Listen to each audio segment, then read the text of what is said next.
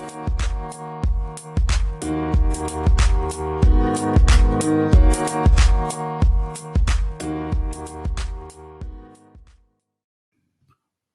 up, guys? It's Zach with Hawks Film Room, back here for the second episode of the Hawks Film Room podcast.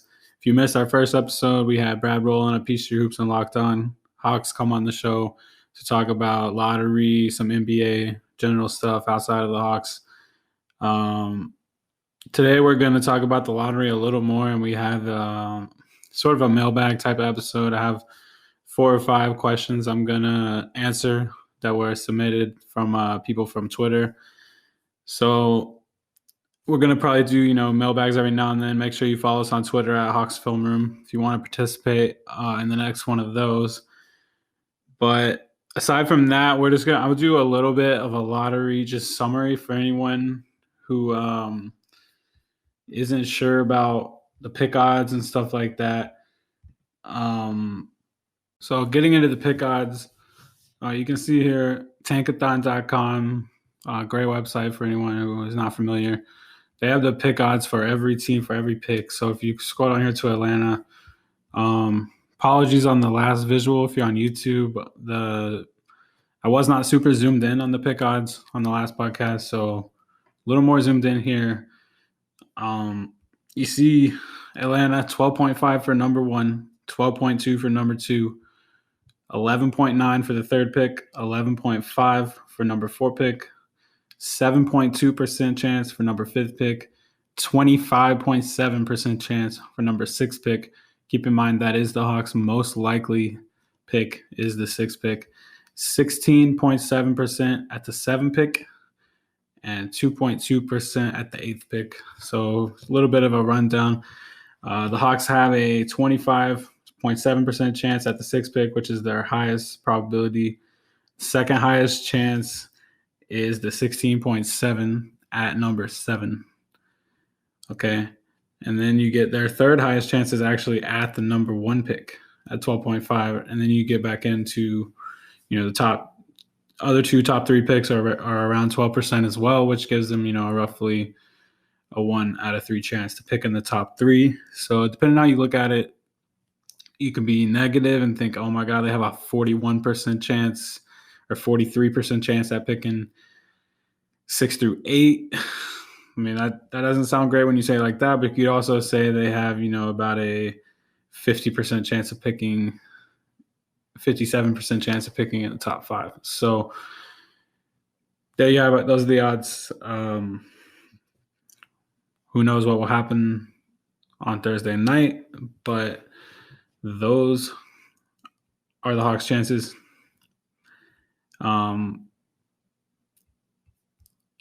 Move over to a question, and I'm just going to read it off.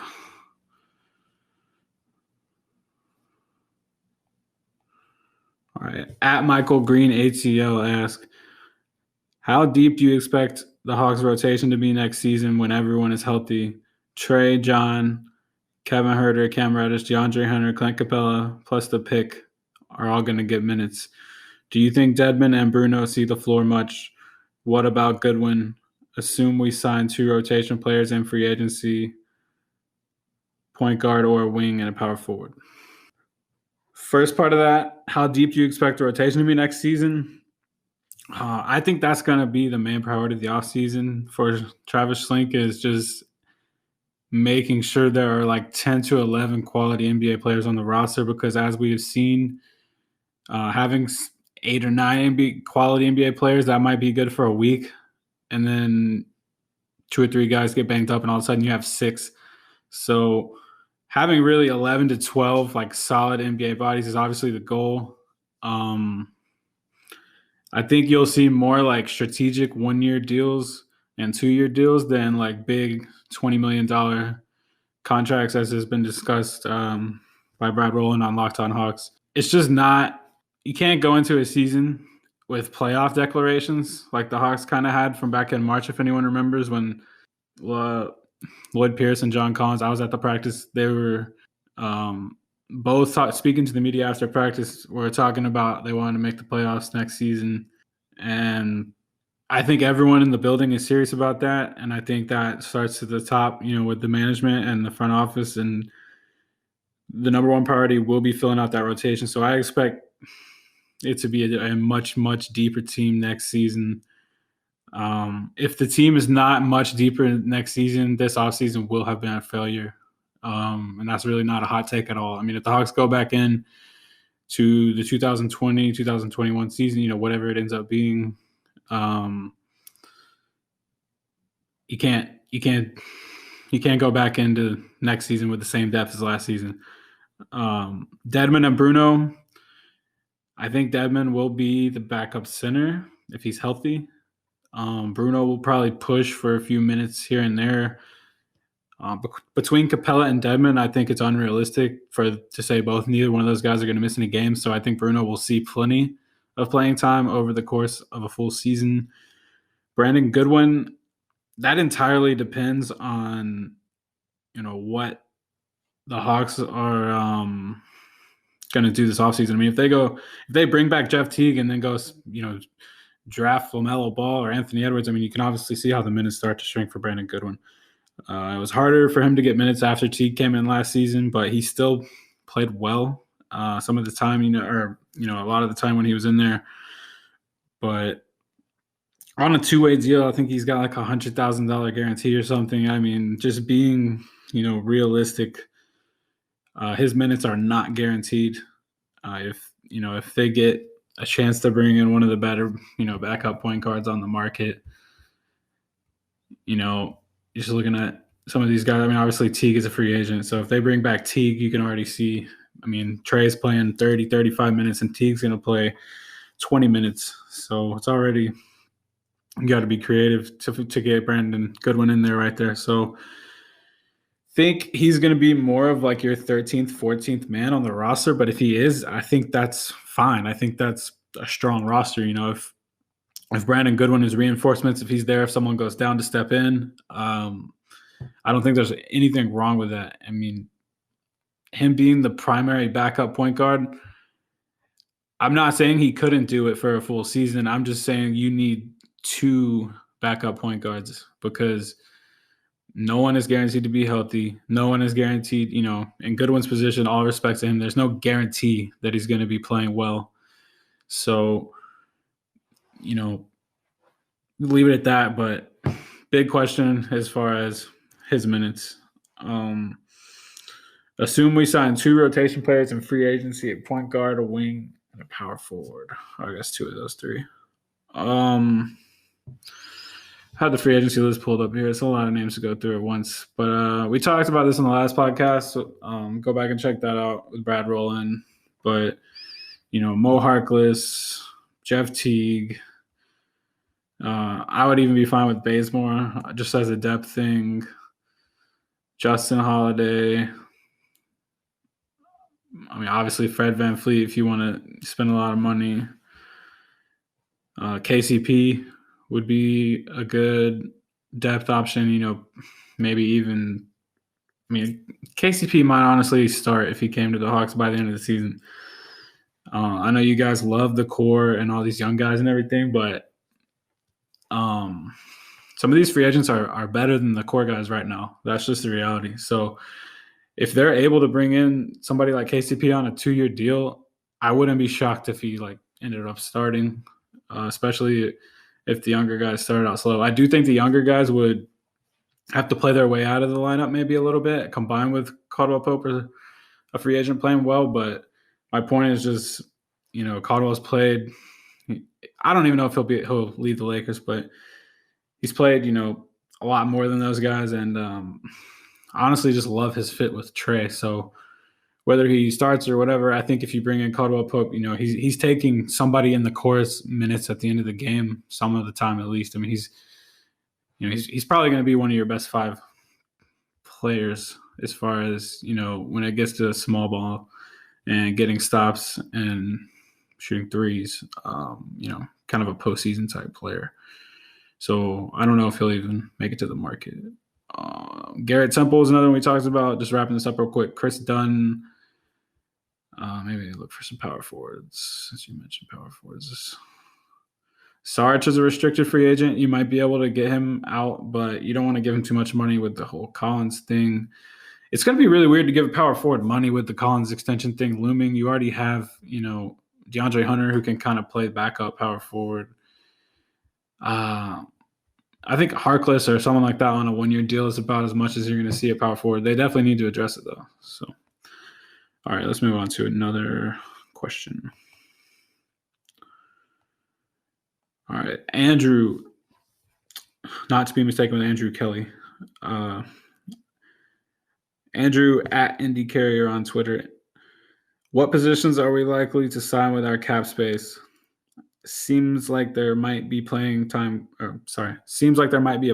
crunch for some of our pieces unless we make a trade. Well, I kind of just talked about that. So I think the most likely is backup point guard with Teague, being a free agent. It wouldn't surprise me at all if it is Teague or Chris Dunn or, any of those guys we just named. The other most likely position I would say is wing. NBA teams need wing depth. So the Hawks, they have, those young core wings, Hunter, Herter, and Reddish. But again, you have to have depth. You have to have experience if you want to make the playoffs and go on a playoff run. You need that youth. You need that potential. You need those guys that are going to improve throughout the season, that lifts everyone on the team up, that gives everyone promise and optimism to have young talent. But you have to mesh that young talent with people who have won in the playoffs before, or just people who have, been part of a good program before. So I think the key to the offseason is adding like quality veteran, if you really want to talk about a power forward, like I don't think it'll happen. I think, I don't know. Paul Millsap, I could just see him staying in Denver on something less. Denver has a good thing going. And, Millsap, obviously always been a winner. So if he stayed with Denver, I think, that wouldn't surprise anyone. But if the Hawks could get him to Atlanta on a big 1-year deal with all their cap space, I mean, hey, that might be something to do. I mean, Millsap would be, the perfect kind of guy to bring in. Veteran. He could get a bucket. He could play defense. Good passer. He does everything right. You can manage him through the season. You don't have to burn him out. You could use Trey, Collins, and all these young guys to get through the season. But, like any good player, their team might not want to let him go. So moving on to the next question, more tied into the lottery and the draft.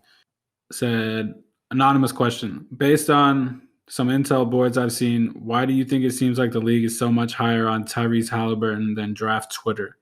Is draft Twitter underrating him? Could he be a long-term glorified backup point combo guard that plays alongside Trey? By glorified backup, I mean the kind of backup that plays 6th, 7th man minutes. Okay, so I don't think it's like a bad thing if he's a backup, especially if he's a 6th or 7th man, Halliburton, that it is. I think the league is higher on him than draft Twitter because I don't really know the answer to that. Draft Twitter a lot of times just doesn't like older prospects, and they'll really, focus on younger guys and their potential, which is, there's nothing wrong with that. I mean, there's plenty of examples of guys like, Giannis and stuff like developing from a young age and becoming something insane by the time they're 22 or 23.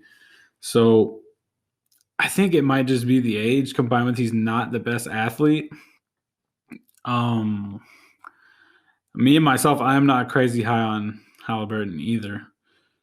I probably wouldn't take him in the top 8 unless, somehow my first 4 or 5 targets like Vassell, Okoro, obviously LaMelo, Hayes, even a Okongwu I might just take over Halliburton. That's a really tough call to make. I would, it's really tough to take a Okongwu, I think, if you're the Hawks, even if he is the best player available. But I am not one of the people that is extremely high on Halliburton. I think he can shoot. I think he's a good secondary playmaker, but I'm not crazy about the defense. I know it's not bad, but I just don't know if I trust his size and like speed at the NBA. I don't know. I just feel like he's going to be guarding second and third options probably at best, and he's also a second and third option offensively, and that's just if he pans out. He could always just not, be a good NBA player. Like any prospect has that chance of not working out. So to me, the upside just really doesn't justify it. I think around, 12 or 13, you start getting more towards Halliburton. So I really don't view him as someone as a Hawks target personally. If he does, though, become like this message, this person anonymously messaged in, if he does become a backup sixth, seventh man type, I wouldn't look at that in a negative connotation. Okay, we've got one last question. Another anonymous message. Do you think the Hawks should shop the pick this year and bring in a bench scorer? I do think you should always shop your pick unless it's, like I think we did say this on the last podcast as well, unless it's like a Zion situation. I think it's just natural to shop the pick. I mean, you always want to see what's out there. So I definitely think they should shop the pick no matter where it hits in the lottery. I mean, I'm not saying you try to sell it, and get sold short and just take any veteran player you can get. But I think you look at what's out there and, you make your decisions from there. I will say if it was the number one pick, I would be more inclined to just take LaMelo Ball, even despite the fit. And I also think just kind of having that message out there, like putting that intel out to whoever, Travis Link is going to put out intel to, putting the message out there that we want LaMelo, we like LaMelo, we think LaMelo and Trae Young will work. That drives the trade price up because people think you're serious. They think you would actually pick him. So if you have kind of the feeling in the air that, the Hawks don't want to play Melo and Trae together, you lose your leverage there in a trade. I mean, maybe you just want to take Anthony Edwards anyways, so you don't care.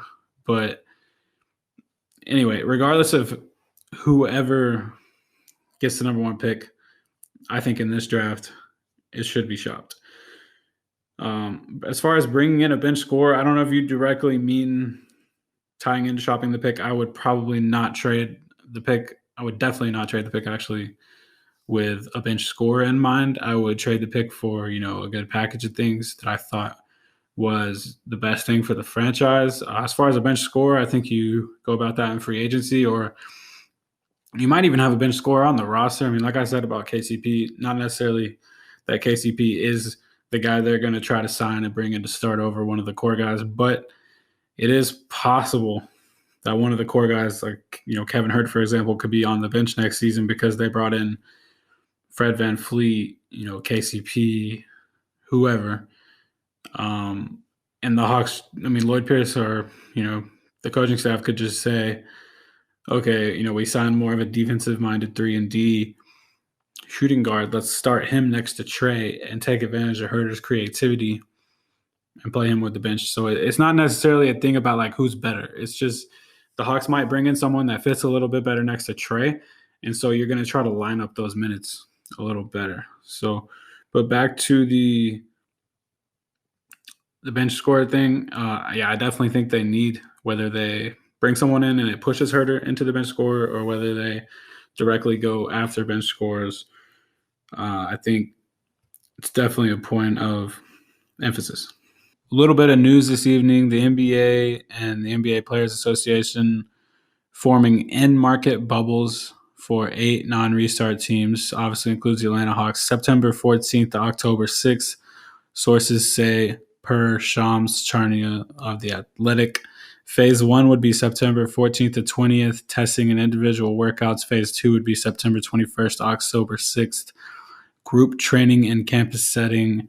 Private living accommodations for all.